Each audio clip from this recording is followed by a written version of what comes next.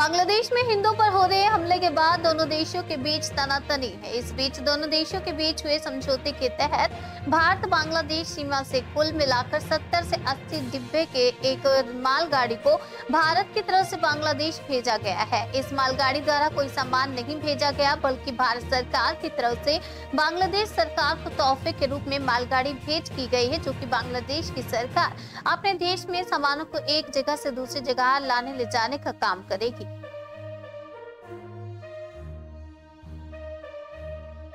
এই যে ছদফার যে মালগাড়ি গেল, কি বলবেন এটি নিয়ে?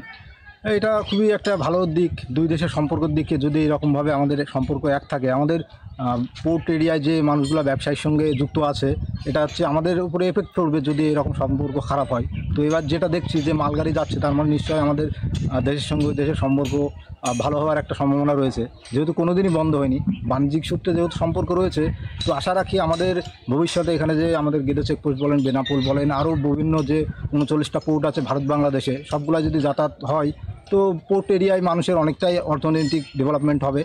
আর তো সুতরাং আমার যতদূর মনে হয় দুই দেশের এই যে ট্রেনটি গেল, এটি কি আগে থেকে চুক্তি ছিল? হ্যাঁ, এটা আগে থেকেই চুক্তি ছিল, আমাদের বাংলাদেশের সরকার পতনের আগে থেকেই চুক্তি ছিল। সেই চুক্তি অনুযায়ী গেল।